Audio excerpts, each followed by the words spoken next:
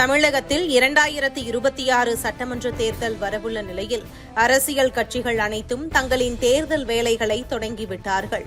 திமுக ஓரணியில் தமிழ்நாடு என உறுப்பினர் சேர்க்கையில் இறங்கினார்கள். ஆனால் மக்கள் பெரிதளவில் ஆர்வம் காட்டவில்லை. சொல்லப்போனால் திமுகவினரே இதில் ஆர்வம் காட்டவில்லை. இதுகுறித்து உளவுத்துறை ரிப்போர்ட் ஒன்றை அறிவாலயத்தில் கொடுத்திருக்கிறது. அதில் திமுகவினரே திமுகவுக்கு எதிராக உள்ளதுதான் ஷாக்காக இருக்கிறது.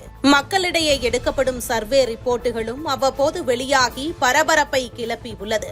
இந்த நிலையில் திமுக கூட்டணி கடந்த 2021 தேர்தலில் பெற்ற 45% வாக்குகளில் குறைந்தது 15% முதல் 20% வாக்குகளை உறுதியாக இழக்கும் என்ற தகவல் வெளியாகியுள்ளது. இதற்கிடையேதான் 2026 திமுக எத்தனை வித்தைகளை காட்டினாலும் வெற்றி பெற முடியாது என்ற நிலைக்கு தள்ளப்பட்டுள்ளது.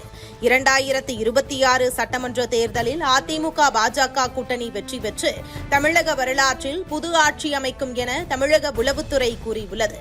மேலும் விஜயின் தாக்கம் திமுகவுக்கு எதிராக மாறியுள்ளது. இதுவரை அதிமுக பாஜக கூட்டணியை விஜய் பாதிப்பார் என்ற ரீதியில்தான் இருந்துள்ளது. திமுகவுக்கு எதிராக உள்ள வாக்குகளை விஜய் பிரிப்பார் என திமுக நினைத்திருந்தது.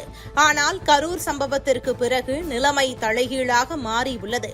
இரு கட்சிகளும் வேண்டாம் என்ற முடிவை மக்கள் எடுத்திருக்கிறார்கள். மேலும் மோடியின் எதிர்ப்பு அலை என்பது முற்றிலும் குறைந்து ஆதரவு அலை ஏற்பட்டுள்ளது.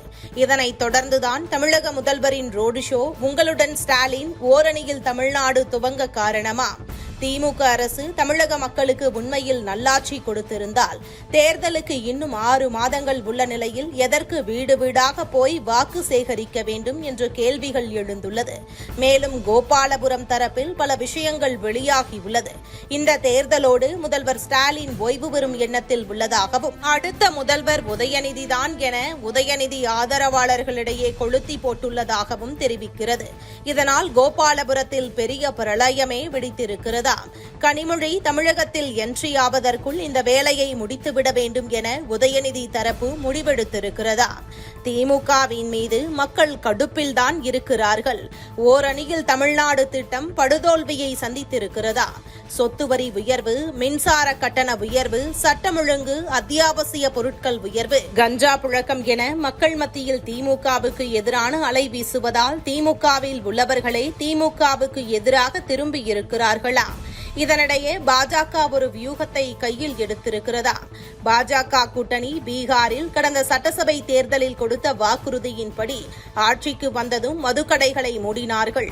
மதுக்கடைகளை மூடியதால் பீகாரில் கள்ளச்சாராய மாறாக ஓடவில்லை. குடிப்பழக்கத்திற்கு ஆளானவர்கள் இறந்து போய்விடவில்லை. மாறாக பெண்களின் வாழ்வில் மறுமலர்ச்சி ஏற்பட்டுள்ளது. அதே நேரம் தமிழகத்தில் தெருவிற்கு தெரு டாஸ்மாக் கடைகள் இருந்தும் கள்ளக்குறிச்சியில் கள்ளச்சாராயம் குடித்து நூற்றுக்கணக்கானோர் உயிரிழந்தனர். எனவே பீகார், குஜராத்தை போல எங்கள் ஆட்சி அமைந்தால் மதுவிலக்கு என பிரச்சாரத்தை தொடங்க உள்ளது. இந்த முறை மாறாது, பாஜக உள்ளே வந்தே தீரும் என கூறுகிறார்கள்.